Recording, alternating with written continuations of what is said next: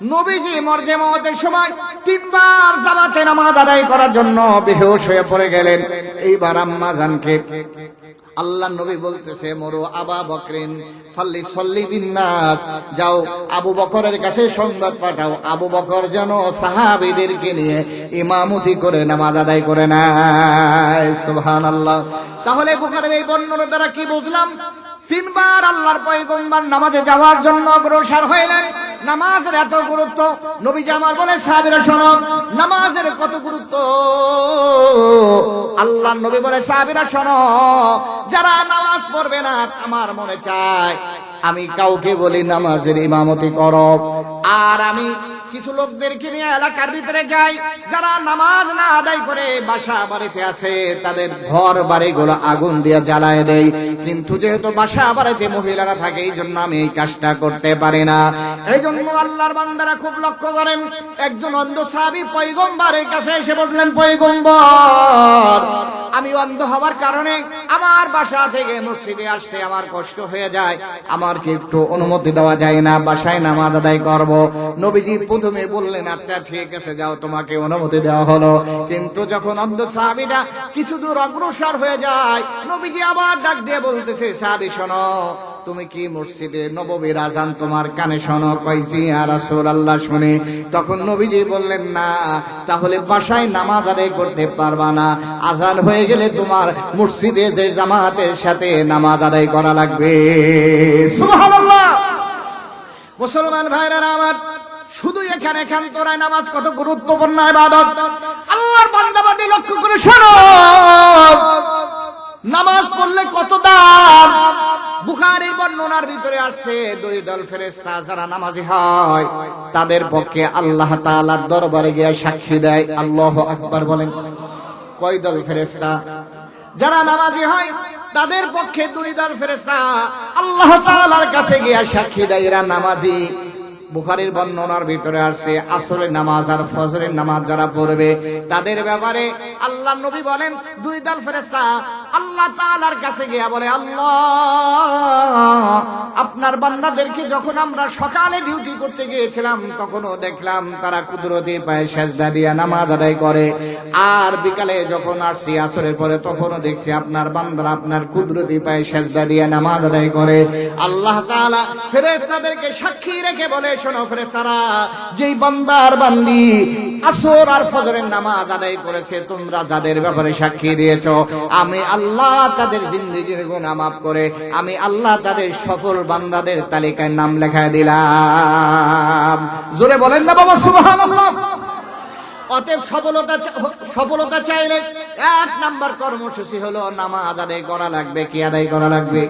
অতএব সফল হলো তারা নামাজ আদায় করে যারা, বলেন, সফল হলো তারা নামাজ আদায় করে যারা, সফল হলো তারা। স্লোগানটা বলেন তো দেখি। সফল হলো তারা নামাজ আদায় করে যারা, সফল হলো তারা। অতএব যারা নামাজ আদায় করতে পারে না, সফলতার গান তারা গাইতে, কথা বলেন। আল্লাহর বান্দারা, নামাজ পড়লে লাভটা কি শোনেন। বুখারীর বর্ণনা থেকে আমি আপনাদেরকে শোনাই। আম্মা জানা আয়েশা সিদ্দিকা রাদিয়াল্লাহু তাআলা আনহা বলেন, নবীজি বলতেছে, সাহাবীরা শোনো, কিয়ামতের ময়দানে আমি আমার উম্মতদেরকে ডেকে ডেকে আমি হাউজে কাউসার পান করাবো। এখন এই ঈমানের প্রতিযোগিতা হবে, আলোচনাও হবে আজকে সফলতা, সফল আর বিফল। সফল কারা? সফল মানুষ কারা? টাকা পয়সা গাড়ি বাড়ি হইলেই মানুষ সফল হয় না। এরকম বহু টাকাওয়ালা, গাড়িওয়ালা, বাড়িওয়ালা এখন কোথায় আছে? কথা কয় না কেন? হ্যাঁ, ইন্ডিয়াও তো যাইতে পারতেছে না, যাইতে পারলেও তো মোটামুটি বাস্তব। তো এই জন্যই টাকা আর পয়সার ভিতরে কোনো কি নাই, সফলতা নাই। ক্ষমতার ভিতরে এখন তো পরিচয় দিতে পারে না আমি কোন দলের লোক। তো এই জন্য এখন ঈমানের পরীক্ষা হবে। যারা আমল করার নিয়ত আছে, আবার একটু হাতটা উঠান তো দেখি, জোরে বলেন আল্লাহু আকবার। আলোচনা পরে হবে। ইমানদার সাহাবায়ে কেরাম রিজওয়ানুল্লাহি তাআলা আলাইহিমের উত্তরসূরি রাসূলুল্লাহ সাল্লাল্লাহু আলাইহি ওয়াসাল্লাম বলেছেন, সাহাবীরা ইজলিসু, তোমরা বসে যাও। সাহাবায়ে কেরামের ভিতরে হযরত আব্দুল্লাহ ইবনে আব্বাস, অন্য বর্ণনায় হযরত আব্দুল্লাহ ইবনে মাসউদ রাদিয়াল্লাহু তাআলা আনহু, একটা পা দরজার ভিতরে আর একটা পা দরজার বাহিরে। রাসূলের আওয়াজ সাহাবীর কানে গিয়েছে, বসে যাও। সাহাবী ওইখানেই বসে পড়েছেন। আল্লাহু আকবার বলেন।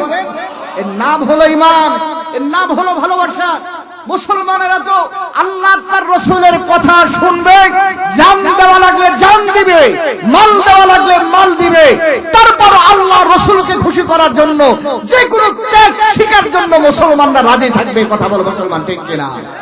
অতএব আমরা আছি, কথা বলেন, আমরা আছি তো? আমরা যদি থেকে থাকি, আমি আপনাদের কাছে এখন নগদ পরীক্ষা হবে। আমরা যারা গেটের এইখানে বসছি, আমার কথা বলতে হয় আপনাদের দিকে তাকাইয়া, একটু দিনের স্বার্থে আল্লাহ রাসূলকে খুশি করার জন্য ওই জায়গা থেকে উঠে কি এখানে একটু বসা যাবে? এই সামনে, আমার সামনে একটু সামনাসামনি কথা বলি। যারা ওই ইসের পিছনে আছেন আর কি, এই লাইট গুলার পিছনে যারা আছেন, আপনারা হাত উঠাইছেন যে আপনারা ইমানের পরীক্ষা দিবেন, যা বলা হবে আমল করবেন। এটাই হলো নগদ আমলের পরীক্ষা। এখন যদি আপনারা আমল করেন, বোঝা যাবে যে পরবর্তীও আমল করার সম্ভাবনা আছে। আর নগদে যদি মিস হয়ে যায়, তাহলে বাকি, এটারে কি বলে যেন, বাকির নাম নগদই বিশ্বাস করে না, আবার বাকি। এই জন্য আলহামদুলিল্লাহ আপনারা যে এই যে একটা আমল, এই যে একটা সুন্নতের উপর আমল করেছেন, নবীজি সাল্লাল্লাহু আলাইহি ওয়াসাল্লাম বলেছেন, কেউ যদি একটা সুন্নতের উপরও আমল করে, আল্লাহ তাআলা 50 জন শহীদের সব তার আমল নামায় লিখে দেন। জোরে বলবেন না সুবহানাল্লাহ।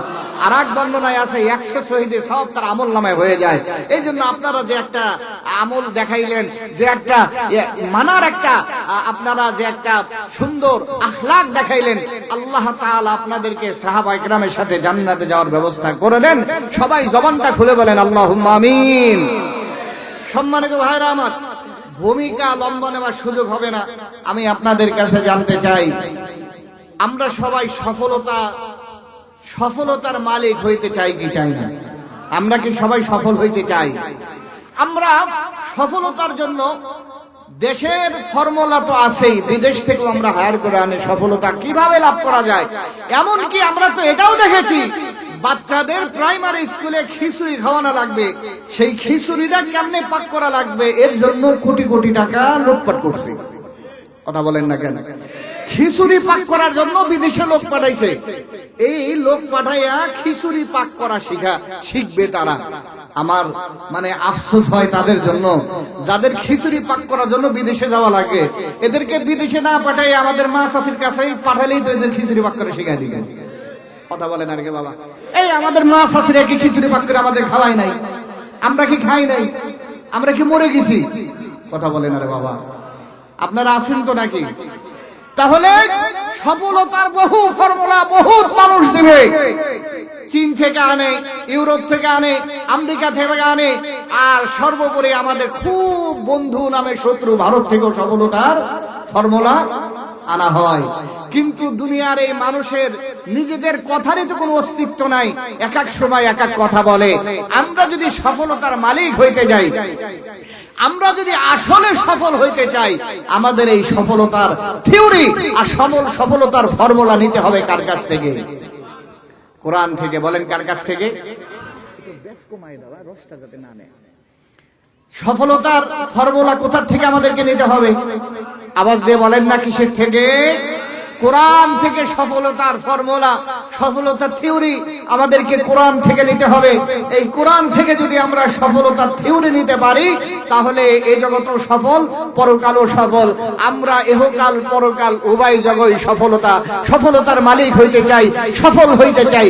জোরে বলেন ঠিক না বেঠিক? আমরা কি ইহকাল পরকাল উভয় জগতে সফল হইতে চাই না? যারা আমরা উভয় জগতে সফল হইতে চাই, তাদের জন্য কোরআনে কারিমে আল্লাহ রাব্বুল আলামিন সফলতার জন্য বেশি না, শুধুমাত্র 7টি ফর্মুলা আর কর্মসূচি দিয়েছেন সূরাতুল মুমিনুনের ভিতরে। সফল ব্যক্তিদের আল্লাহ সুবহানাহু ওয়া তাআলা 7টি থিওরি আর ফর্মুলা দিয়েছেন। এই 7 দফা যদি মুসলমানরা বাস্তবায়ন করতে পারে তাহলে ওই মুসলমানরা দুনিয়াও সফল হয়ে যাবে, আখিরাতেও সফল হয়ে যাবে।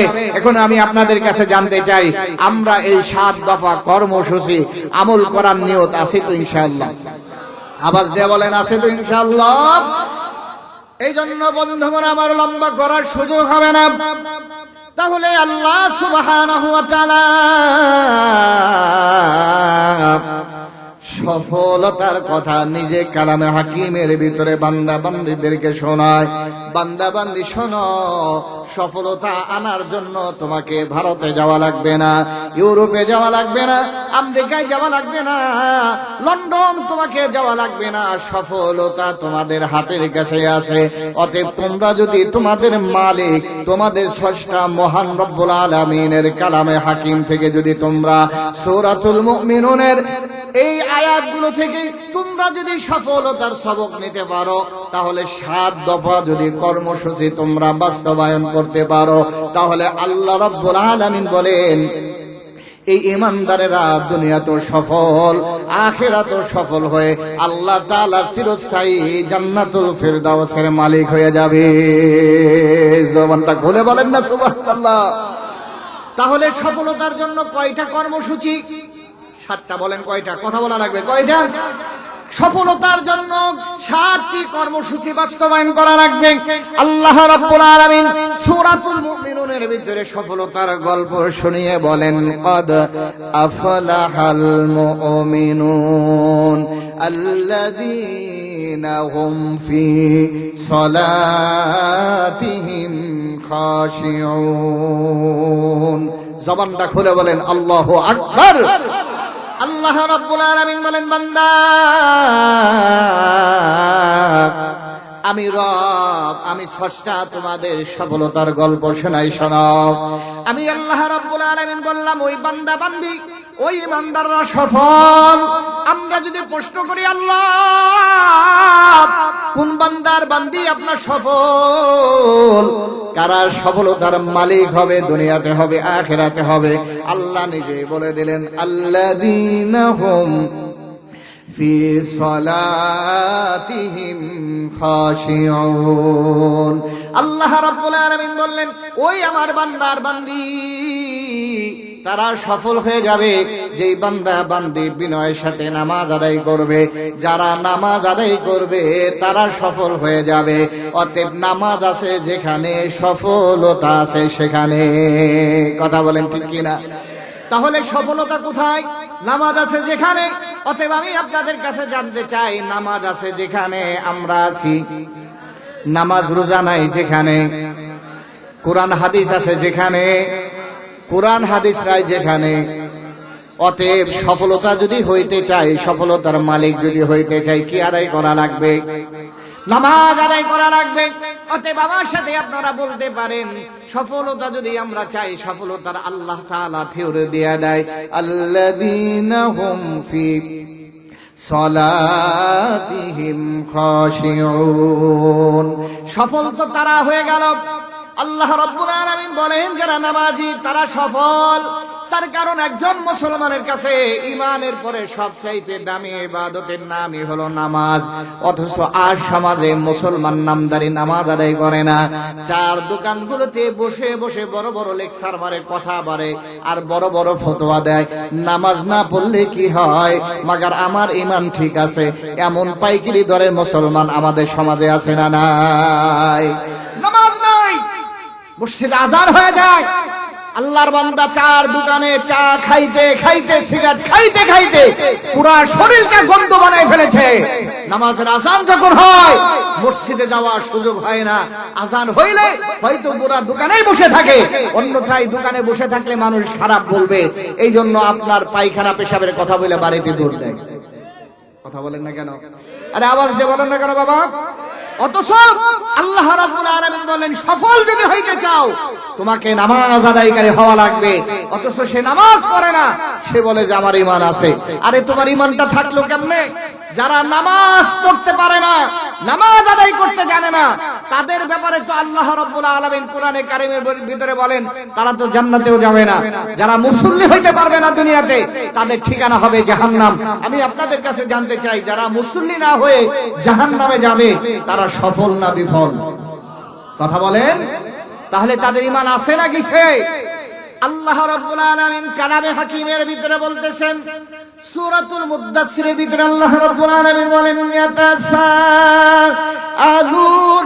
আনিল মুজরিমিনা মা সালাকাকুম ফি সাকার ক্বালু লাম নাকু মিনাল মুসাল্লিন ওয়া লাম নাকু নুতঈমুল মিসকিন।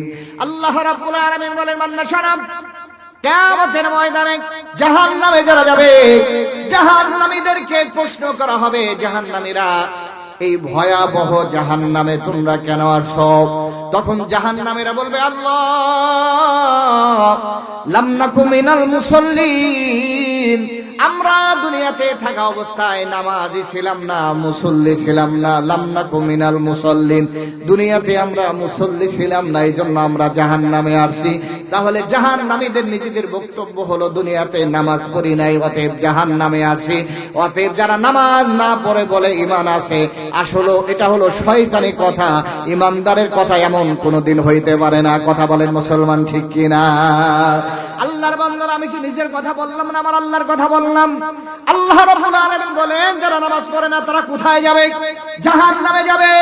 এই জন্য শুধু তাই না, একজন ঈমানদারের নামাজ এত দামি একটা ইবাদত। একজন ঈমানদার হযরতে আমর ইবনে শুআইব রাদিয়াল্লাহু তাআলা আনহু বলেন যে, তোমরা নামাজ আদায় করো। তার কারণ হলো, যারা নামাজ পড়বে না, একজন ঈমানদার আর বেনামাজের ভিতরে ব্যবধানে হলো তারকুস সালাত, নামাজ ছেড়ে দেওয়া। একজন বেঈমান নামাজ পড়ে না, আর একজন ঈমানদার হলো নামাজ পড়ে। অতএব যারা নামাজ পড়ে এরা হলো সফল ঈমানদার, আর যারা নামাজ পড়ে না তারা জিন্দেগি ভর বলতে পারে ঈমান আছে, কিন্তু তারা সফল ঈমানদার আল্লাহর কাছে হইতে পারবে না। কথা বলেন, ঠিক কিনা? অতএব আল্লাহর বান্দারা, মুসলমানদের জিন্দেগি তো নামাজ। আল্লাহ রাব্বুল আলামিন কালামে হাকিমের ভিতরে বলেন, বান্দা বলো, কুল ইন্না সালাতি ওয়া নুসুকি ওয়া মাহইয়ায়া ওয়া মামাতি লিল্লাহি রাব্বিল আলামিন। আল্লাহ রাব্বুল আলামিন বলে, বান্দা শোনো, বলো তোমরা, আমার নামাজ, আমার রোজা, আমার কুরবানি সব কার জন্য? আমাদের ইবাদত বন্দেগী হবে কার জন্য? আমাদের এই তাফসীর মাহফিলে আসা হবে কার জন্য? আল্লাহকে রাজি আর খুশি করার জন্য। যদি বান্দা সামান্য কাজও করে, আল্লাহর হাবিব সরকারে দো আলম নবীজি বলেন, কিয়ামতের ময়দানে সামান্য আমল আল্লাহ তাআলা ওহর পাহাড় পরিমাণ পরিণত করে ওই বান্দার মিজানের পাল্লায় ওজন দিয়া দিবে। সুবহানাল্লাহ। অতএব আমার নামাজ, আমার রোজা কার জন্য হবে? আওয়াজ দিয়ে বলো, মুসলমান কার জন্য হবে? এই জন্যই তো কবি সুন্দর করে বলেন, বলো, আমার জীবন, আমার মরণ, আমার জিন্দেগি, আমার জীবন, আমার মরণ, আমার জিন্দেগি, ইয়া ইলাহি, ইয়া ইলাহি, কবুল কর আমার বন্দেগি, আমার জীবন, আমার মরণ, আমার বন্দেগি। আল্লাহু আকবার বলেন। আমি যে প্রভু অতি অসহায়, নিরাশ্রয় দুর্বল, নিরাশ্রয় দুর্বল, তুমি শুধু পারো গো দিতে শক্তি ও সম্বল, শক্তি ও সম্বল। তাই দয়াময়, তাই দয়াময় করো আমার দিনের অনুরাগী, আমার জীবন, বলেন, আমার জীবন, আমার মরণ, আমার জিন্দেগি, আমার জীবন, আমার মরণ, আমার জিন্দেগি। ইয়া ইলাহি, ইয়া ইলাহি কবুল কর আমার বন্দেগি,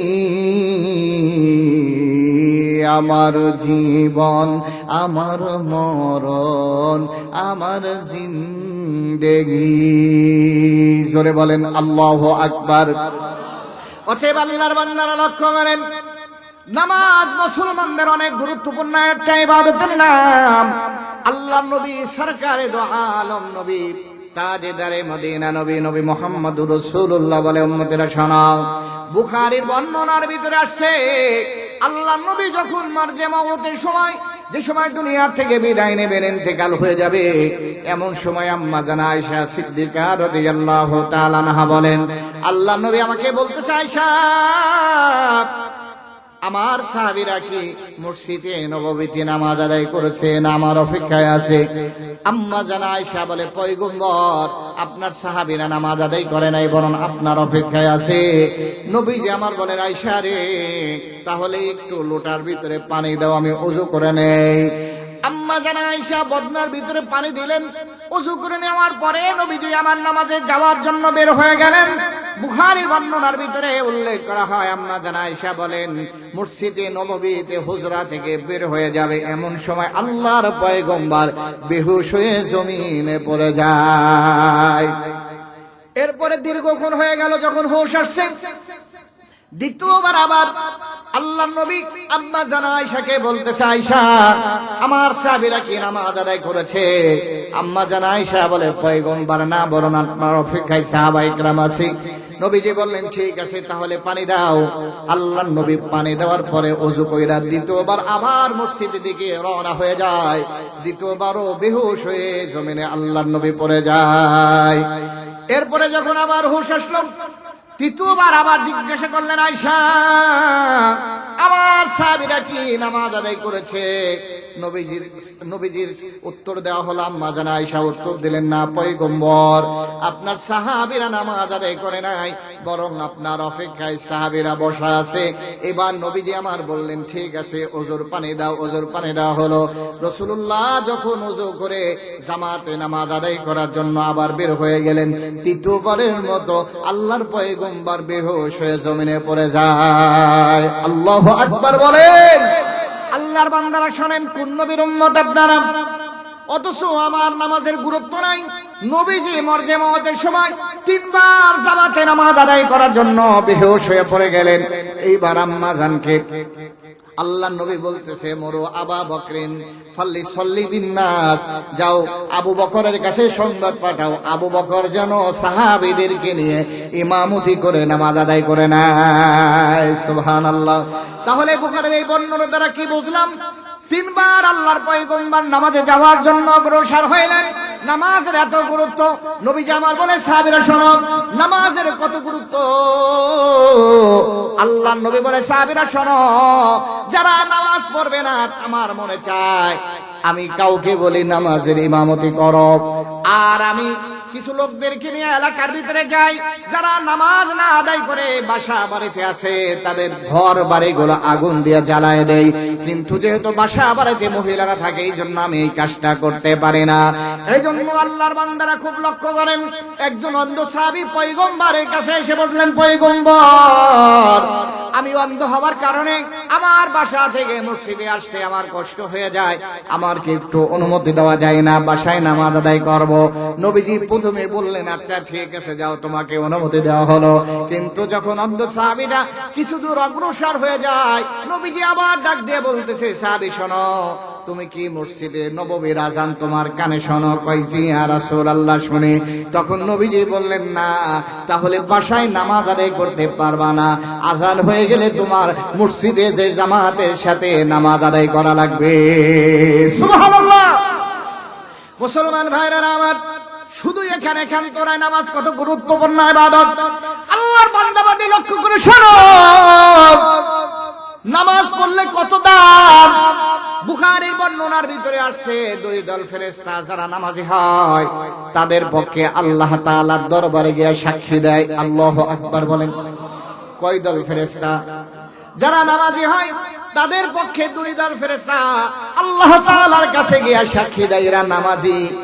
বুখারীর বর্ণনার ভিতরে আসছে আসরের নামাজ আর ফজরের নামাজ যারা পড়বে তাদের ব্যাপারে আল্লাহ নবী বলেন দুই দল ফেরেশতা আল্লাহ তাআলার কাছে গিয়ে বলে, আল্লাহ আপনার বান্দাদেরকে যখন আমরা সকালে ডিউটি করতে গিয়েছিলাম তখনও দেখলাম তারা কুদরতি পায়ে সেজদা দিয়ে নামাজ আদায় করে, আর বিকালে যখন আসছি আসরের পরে তখনও দেখছি আপনার বান্দারা আপনার কুদরতি পায়ে সেজদা দিয়ে নামাজ আদায় করে। আল্লাহ তাআলা ফেরেশতাদেরকে সাক্ষী রেখে বলে, শোনো ফেরেশতারা, যেই বান্দার বান্দি আসর আর ফজরের নামাজ আদায় করেছে তোমরা যাদের ব্যাপারে সাক্ষী দিয়েছো, আমি আল্লাহ তাদের জিন্দেগির গুনাহ মাফ করে আমি আল্লাহ তাদের সফল বান্দাদের তালিকায় নাম লেখায় দিলাম। জোরে বলেন না বাবা সুবহানাল্লাহ। অতএব সফলতা চাইলে এক নাম্বার কর্মসূচি হলো নামাজ আদায় করা লাগবে। কি আদায় করা লাগবে? অতএব সফল হলো তারা নামাজ আদায় করে যারা, বলেন সফল হলো তারা নামাজ আদায় করে যারা, সফল হলো তারা। স্লোগানটা বলেন তো দেখি। সফল হলো তারা নামাজ আদায় করে যারা, সফল হলো তারা। অতএব যারা নামাজ আদায় করতে পারে না সফলতার গান তারা গাইতে, কথা বলেন। আল্লাহর বান্দারা নামাজ পড়লে লাভটা কি শোনেন। বুখারীর বর্ণনা থেকে আমি আপনাদেরকে শোনাই। আম্মা জানা আয়েশা সিদ্দিকা রাদিয়াল্লাহু তাআলা আনহা বলেন, নবীজি বলতেছে, সাহাবীরা শোনো, কিয়ামতের ময়দানে আমি আমার উম্মতদেরকে ডেকে ডেকে আমি হাউজে কাউসার পান করাবো। নবীজি আমার বলে, উম্মতরা শোনো, হাউজে কাউসার কত দাম? একবার যদি কাউকে এক জগ হাউজে কাউসার পানি দেওয়া হয় তার আর পানি পান করা লাগবে না, পিপাসা লাগবে না, এমন দামি হাউজে কাউসার। এবার আম্মা জানা আয়েশা বলে, পয়গম্বর, হযরতে আদম থেকে ঈসা পর্যন্ত লাখো কোটি কোটি উম্মতরা হবে, আপনি আপনার উম্মত তাদের ভিতরে কিভাবে চিনবেন? নবীজি আমার কয়, আয়েশা রে, আমার উম্মত চেনার জন্য আল্লাহ তাআলা আমার উম্মতের একটা স্পেশাল বৈশিষ্ট্য দান করছেন। সুবহানাল্লাহ। একটা স্পেশাল নিয়ামত এই উম্মতকে দান করা হয়েছে যা অন্য কোন উম্মতকে দেওয়া হয় নাই। এই জন্য আপনারা খুশি না বেজার? যারা খুশি তারা জোরে বলেন না একটু আল্লাহু আকবার। নবীজি সাহাবীরা বলেন, পয়গম্বর তাই নাকি? তাহলে ওই বৈশিষ্ট্যের কথা আমাদেরকে একটু শোনায় দেন যা অন্য কোন নবীর উম্মতদেরকে দেওয়া হয় নাই। যেই বৈশিষ্ট্যটা শুধুমাত্র আপনার উম্মতদেরকে দেওয়া হয়েছে ওই বৈশিষ্ট্যটা আমরা একটু শুনতে চাই। নবীজি আমার বলে, সাহাবীরা শোনো, আমার উম্মতদের ভিতরে যারা নামাজে রক্ত চলে আসবে, আজান হয়ে যাবে, নামাজে রক্ত আসার সাথে সাথে শীত আর গরম নাই, যারা ওযুটা করে হাত ধুয়ে পা ধুয়ে মুখ দিয়ে মাথা মাসা করে এরপরে যখন তারা নামাজের জন্য প্রস্তুতি নিবে, এই ওযুর পানি যত জায়গায় লাগবে, হাতে পায়ে মুখে মাথায়, আল্লাহ রাব্বুল আলামিন আমার উম্মতদের ওযু করার কারণে কিয়ামতের ময়দানে তাদের হাত পা গুলো অঙ্গ প্রত্যঙ্গ গুলো পূর্ণিমার চাঁদের মতো ঝলমল ঝলমল আলোকিত বানায়া দিবে। জবানটা খুলে বলো না বাবা সুবহানাল্লাহ। বুখারীর বর্ণনা বাবা, বানানো কথা না। নবীজি আমার বলে, উম্মতরা শোনো, ওমা শোনো, তোমরা অনেক সময় মেকআপ নষ্ট হবে এই জন্য ওযু করো না, নামাজ আদায় করো না। অথচ যারা ওযু করবে কিয়ামতের ময়দানে তাদের চেহারা পূর্ণিমার আলোর মতো ঝলমল ঝলমল করবে। ও যুবক বন্ধু শোনো রে, অতএব কিয়ামতের ময়দানে যাদের চেহারা পূর্ণিমার চাঁদের মতো হবে, নবীজি আমার তাদেরকে ডেকে ডেকে হাউজে কাউসার পান করা দিবে। আর হাউজে কাউসার যাদের নসিব হবে তাদের জন্য আল্লাহর জান্নাত ওয়াজিব হয়ে যাবে। জোরে কও না বাবা সুবহানাল্লাহ। এই জন্য আল্লাহর বান্দারা, নবীজি আমার রাত্রে বেলায় নামাজ পড়তে পড়তে পা মোবারক পর্যন্ত ফুলিয়ে ফেলছে। সাহাবায়ে কিরাম নামাজ ছাড়া কিছু বোঝে নাই। এই জন্য আল্লাহ তাআলার হাবিবের সাহাবায়ে কিরাম রিদওয়ানুল্লাহি তাআলা আলাইহিম আজমাইন তারাও নামাজ পড়েছেন। কেমনে নামাজ পড়ল? জাতুর রিকা নামক একটা জিহাদ, এই জিহাদ থেকে ফেরার পথে নবীজি সাহাবীরা ক্লান্ত হয়ে যায়। এইবার নবীজি আমার রাত্রে অনেক রাত্র যখন হয়ে গেল, গভীর রাত্র যখন হয়ে গেল, নবীজি আমার সাহাবীদেরকে বলতেছে, সাহাবীরা রে, আমরা একটু যাত্রা বিরতি করি, এটা বিশ্রাম নেই। বিশ্রাম নেওয়ার পরে আবার সকালবেলা আমরা যখন সকাল হয়ে যাবে তখন আবার আমরা যাত্রা করব, আবার পথ চলা শুরু করে দেব। এখন আমরা এখানে একটু বিশ্রাম নিয়ে নেই, তবে আমাদেরকে যাতে শত্রুরা আক্রমণ না করে, শত্রুদেরকে একটু পাহারাদারি করার জন্য, আর সকালবেলায় যেন আমাদেরকে জাগায় দেয়, এই জন্য দুইজন আমাদের পাহারাদারি করা লাগবে। দুইজনকে আল্লাহর নবী পাহারাদারির জন্য নির্বাচন করলেন। একজন ছিলেন হলো আনসারী, আর একজন ছিল মুহাজির। একজনের নাম হলো খাব্বাব আম্মার, আর একজনের নাম হলো আব্বাদ। আব্বাদ হলো আনসারী সাহাবী, আম্মার হলো মুহাজির। দুইজনকে আল্লাহর পয়গম্বর মুসলমানদেরকে পাহারাদারি করার জন্য নিযুক্ত করে দিলেন, যাতে করে শত্রুরা আক্রমণ না করে। ঘটনাক্রমে সাহাবায়ে কেরাম ঘুমায় পড়লেন। এইবার দুইজন পরামর্শ করে বলতেছে, ও ভাই, দুইজন একসাথে জাগ্রত না থেকে একজন ঘুমায় যায় আর একজন জাগ্রত থাকে। আপনি কিছুক্ষণ জাগ্রত থাকেন, আমি কিছুক্ষণ ঘুমাই, আবার আমি কিছুক্ষণ ঘুমায় থাকবো, আপনি জাগ্রত থাকবেন। এমনি করে দুইজন পরস্পরে বন্টন করে নিল রাত্রটা। ঘটনাক্রমে একজন সাহাবী নামাজে দাঁড়ায় গেলেন। মনে মনে চিন্তা করলেন, আমি তো এমনি জাগ্রতই আছি, বসে থেকে লাভটা কি? অতএব নামাজে দাঁড়ায় যাই। নামাজে দাঁড়াইয়া কুরআনে কারীমের তেলাওয়াত শুরু করে দিয়েছেন। এমন টাইমে শত্রু বাহিনীর পক্ষ থেকে তীর মারা হলো।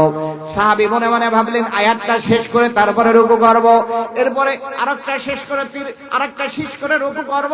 এমনি করে করে নামাজটা দীর্ঘ করতেছে, কিন্তু শত্রুদের পক্ষ থেকে আর একটা তীর আল্লাহর নবীর সাহাবীর গায়ে এসে বিদ্ধ হয়ে গেল। এখন চিন্তা করলো, যদি আর একটা বুকে ঢুকে যায়, শাহাদাত বরণ করব, আমার কারণে রাসূলুল্লাহ সহ সাহাবীদের বড় ক্ষতি হয়ে যাবে। এই জন্য আর দেরি না করে নামাজ সংক্ষিপ্ত করে যেই সাহাবী ঘুমায়েছিল তাকে ডাক দেয়া বলতেছে, ভাই, আমার তো শত্রুরা তীর মেরেছে। বললেন, তাহলে আগে আমাকে ডাক দিলেন না কেন? কই, নামাজে দাঁড়িয়েছিলাম, নামাজে এত মজা আর স্বাদ, যার কারণে নামাজ ছেড়ে আপনাকে ডাক দেওয়ার ইচ্ছা আমার হয় নাই। আল্লাহু আকবার। আজ আমাদের অবস্থা কি বাবা? ভালো করে বসেন, কথা শোনেন। আজ আমাদের মসজিদগুলোতে ইমাম সাহেব লম্বা কিরাত পড়লে চাকরি যায়, লম্বা রুকু করলে চাকরি যায়, লম্বা রুকু আর সিজদা করলে পিছন থেকে কাশি বাইরা ইমামদের সতর্ক করে দেওয়া হয়, বেটা তাড়াতাড়ি ওঠ। কথা বলেন না কেন বাবা? আওয়াজ দিয়ে বলেন বাবা, ঠিক বললাম না? ঠিক বললাম? এই জন্য না, এটা হলো মুনাফিকদের লক্ষণ। কাদের লক্ষণ বলেন? আওয়াজ দিয়ে বলেন, কার লক্ষণ? অনেক নামাজি, আমার কথা না, আমি একটাও বানায় কথা বলবো না। কারো মনে কষ্ট লাগলেও বাবা কিছু করার নেই, কোরআন থেকে কথা বলবো, হাদিস থেকে কথা বলবো। কারো ভালো লাগলেও আলহামদুলিল্লাহ, না লাগলেও করার কিছু নাই। কিন্তু কোরআন সুন্নাহর বাহিরে কারো মন খুশি করে আগেও কথা বলে নেই, এখনো কথা বলবো না, ভবিষ্যতেও কথা বলা হবে না ইনশাআল্লাহ। কথা বলেন ঠিক না ঠিক বাবা?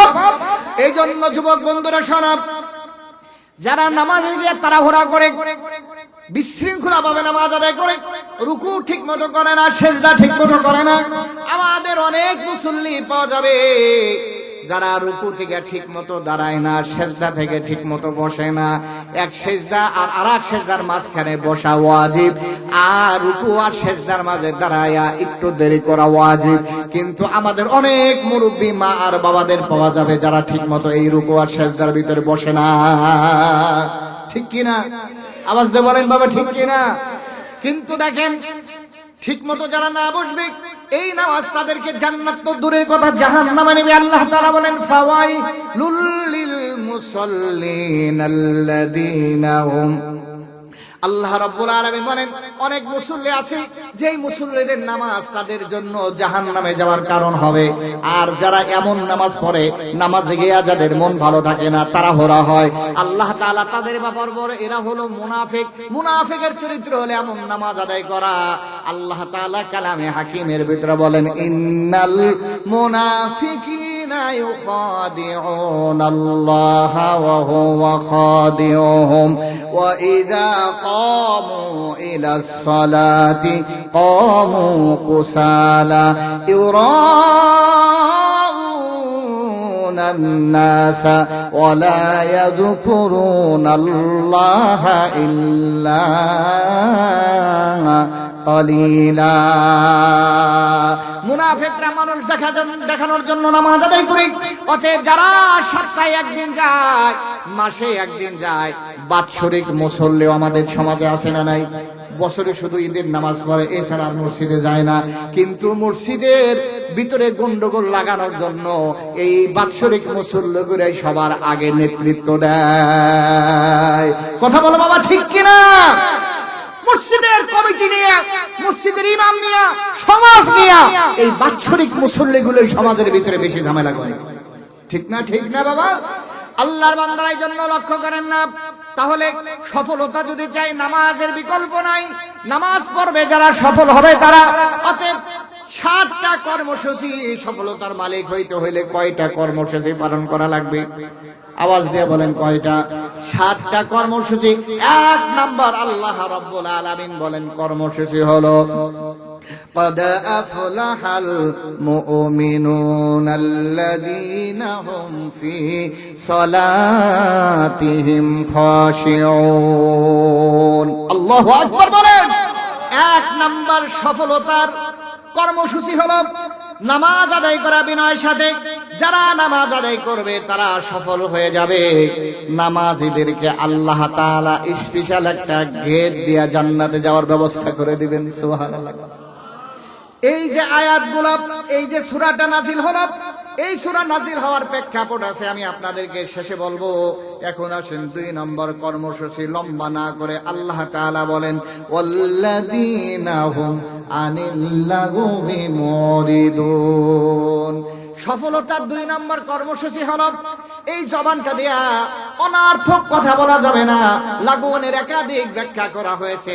এক ব্যাখ্যা হলো কুফরি করা যাবে না, এক ব্যাখ্যা হলো শিরিক করা যাবে না, এক ব্যাখ্যা হলো জবানটা দিয়া মিথ্যা কথা বলা যাবে না, আর এক ব্যাখ্যা হলো অনার্থক কথা জবানটা দিয়া বলা যাবে না।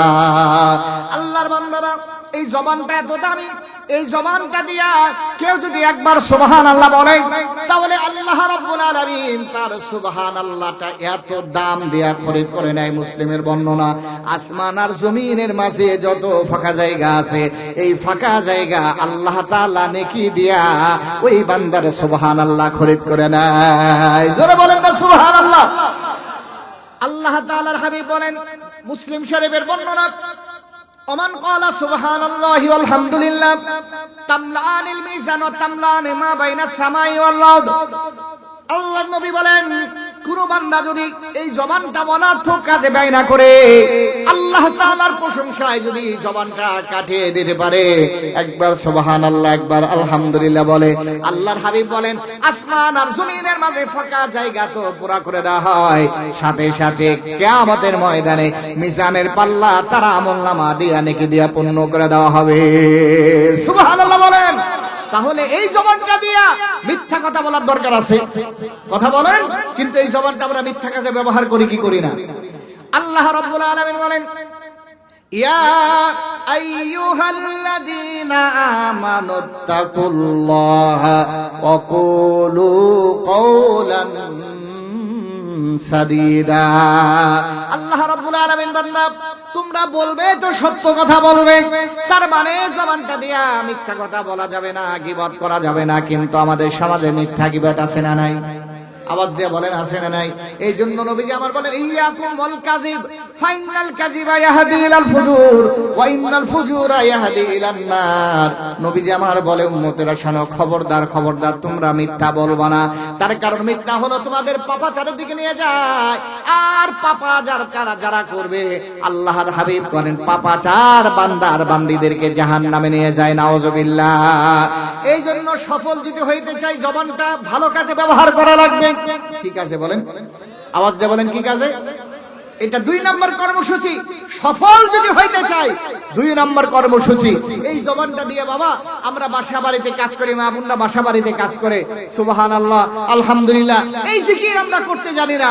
সারাদিন মানুষের গীবত, পরনিন্দা, পরচর্চা আমরা করি, যার কারণে আমাদের আমল থেকে নেকিগুলো কেটে দেওয়া হয়। কিন্তু জবানটা যদি ভালো কাজে ব্যবহার করা হয়, আমলের পাল্লা ভারী হয়। এই জন্য সফল হইতে হইলে জবানটা কি কাজে ব্যবহার করা লাগবে? আওয়াজ দিয়ে বলেন বাবা কি কাজে? 3 নাম্বার কর্মসূচি বাবা, লম্বা করব না, কষ্ট দেব না আপনাদের। 3 নাম্বার কর্মসূচি হলো আল্লাহ সুবহানাহু ওয়া তাআলা বলেন ওয়াল্লাযীনা হুম লিয-যাকাতি ফাঈলুন।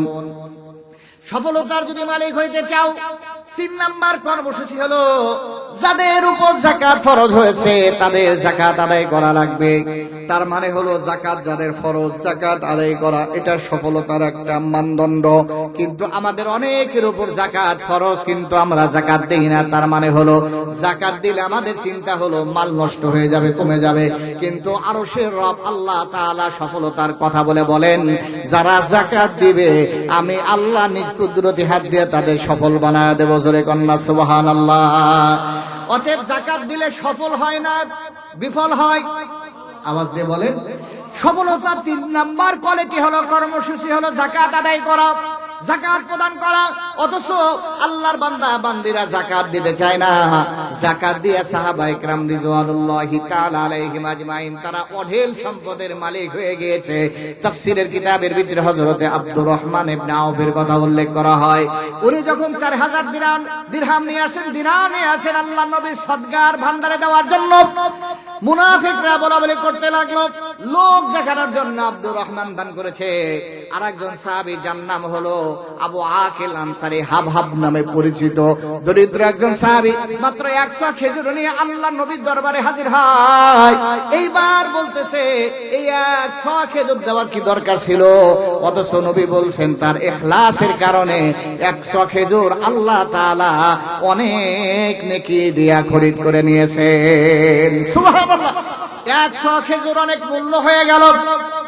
মুনাফিকরা বলাবলি করতে লাগলো যে এত দিল, সে দেখানোর জন্য দিল, কিন্তু 100 কোনো আল্লাহর দরকার ছিল না, এটাও নাকি অনেক মূল্য দিয়ে খরিদ করে নিয়েছে। তার মানে হলো তাদের রব হলো ফকির, আমরা হইলাম ধনী, এরকম বাজে কথা মুনাফিকরা বলছে। তাদের চরিত্রের কথা আর একদিন আলোচনা করা যাবে।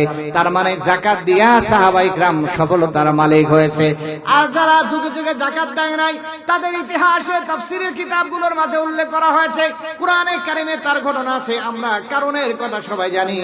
পয়গম্বর মুসা যখন তাকে বলছে যাকাত দাও, বলতেছে কত টাকা দেব? কয় 40 টাকা, 1 টাকা দিবা? কয় এত টাকা দিতে পারবো না। কারণ বলতেছে পয়গম্বর মুসাকে বলতেছে আমি 1001 টাকা দেব। কত? কয় টাকায় দিবে বলেন? ইসলামের বিধান হলো 40 টাকায় 1 টাকা। সে বলতেছে আমরা কয় টাকায় দেব? 1001 টাকা দেব। পয়গম্বর মুসা বলছে আচ্ছা ঠিক আছে যাও, তুমি 1000 কয় টাকা দিও? 1 টাকা দিও। সে অফিসে গিয়া হিসাব করছে এখন যদি 1000এও 1 টাকা দেই তাহলে অনেক টাকা যাকাত দেওয়া লাগে। এই জন্য এখন চিন্তা করতেছে এতক্ষণ পর্যন্ত 40 থেকে 100, 100 থেকে 500 এইরকম কইরা 1000এ 1 টাকা। এরপরে তো আর মুসার কাছে যা বলার কোনো অবকাশ নাই যে কি দিতে পারবো না, যাকাত দিতে পারবো না। এখন সে ষড়যন্ত্র করে, সব তাফসীরের কিতাবে আছে, আমি লম্বা করব না। এইবার সে ষড়যন্ত্র করল পয়গম্বর মুসাকে সামাজিক ভাবে হোক করা লাগবে, লাঞ্ছিত করা লাগবে, অপদস্থ করা লাগবে, যাতে করে আমাদের যাকাত আদায় না করে, আমাদের সম্পদের দিকে যেন তার নজরটা না যায়। এই জন্য একজন মেয়ে দিয়া পতিতা দিয়া হযরতে পয়গম্বর মুসার মতো নবীর বিরুদ্ধে জিনার অপবাদ কারণ দিয়া দিছে। নাউজুবিল্লাহ বলেন। আল্লাহর বান্দারা শেষ পর্যন্ত পয়গম্বর মুসা এক ভাষণে জিনাকার যারা হবে তাদের বিচারের আলোচনা করলেন, যারা মদ খাবে তাদের আলোচনা করলেন। এইবার কারণ বলতেছে পয়গম্বর মুসা জিনার শাস্তি কি সবার জন্য সমান? পয়গম্বর মুসা বলে হ্যাঁ সবার জন্য সমান। মন্ত্রী ছেলেরা জিনা করলে যে শাস্তি, মুসি সন্তানেরা জিনা করলেও সেই শাস্তি, রিকশা চালক ভ্যান চালকের সন্তানরা জিনা করলেও সেই শাস্তি, সমান শাস্তি। কিন্তু আমাদের দেশের অবস্থা হলো, বিচার ব্যবস্থা হলো, মন্ত্রী ছেলেরা জিনা করলে এটা দোষ না, এটা হয়ে যায় সুনাম। আর আমার দেশের সামান্য নাগরিকরা, সাধারণ ছোটখাটো মানুষেরা যদি কোনো অপরাধ করে ফেলে, জিনা করে ফেলে, তাহলে এটা হয়ে যায় অপরাধ। কথা বলেন না কেন? কথা বলেন। মন্ত্রী ছেলেদের আকাম কুকাম করলে এটার কোন বিচার আমাদের দেশে আছে? কথা বলেন বাবা, আছে? যত বিচার হলো সাধারণ মানুষের, যত আইন প্রয়োগ হয় সাধারণ মানুষের, এমপি মন্ত্রী আপনার টাকাওয়ালা পয়সাওয়ালা, এদের কোনো বিচার আমাদের সমাজে, কথা বলেন, আছে?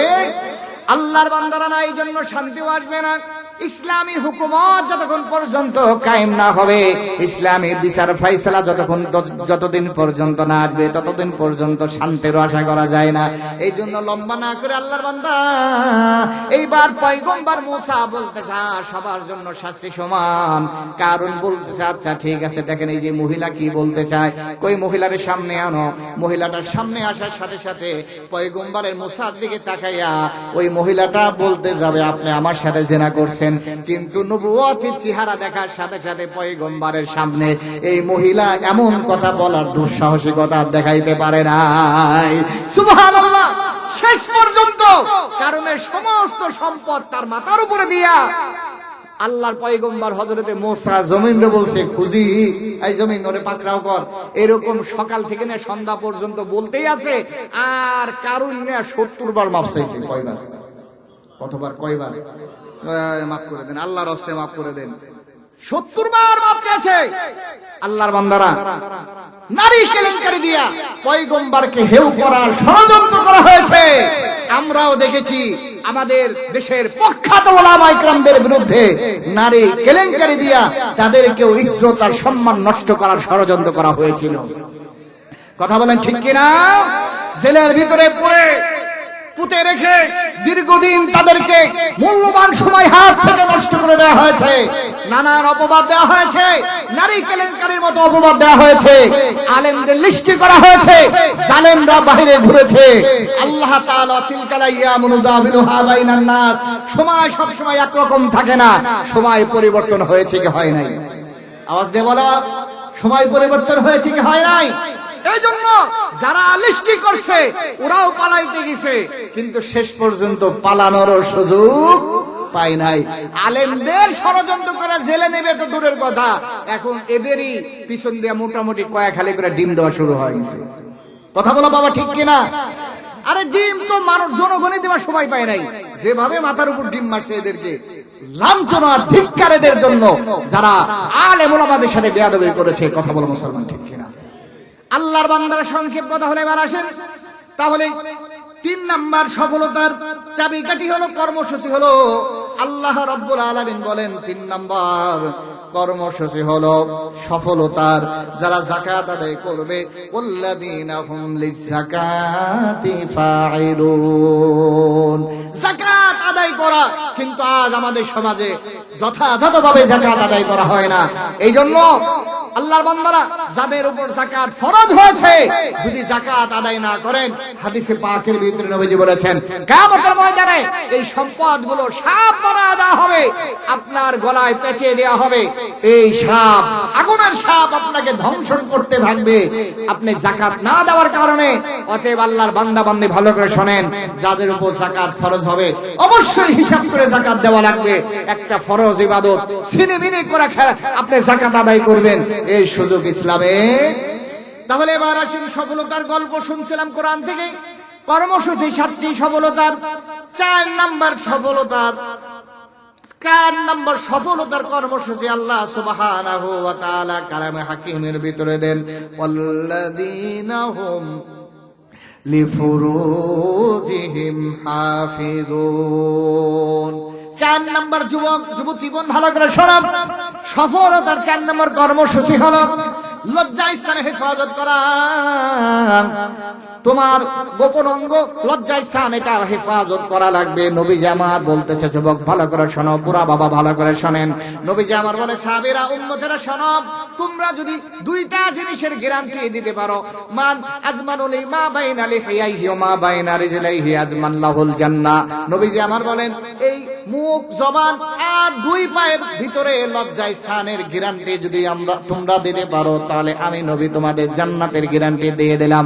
তার মানে মুখটা অনার্থ কাজে ব্যয় করা যাবে না, আর লজ্জা স্থান এই জায়গায় সেই জায়গায় ব্যয় করা যাবে না।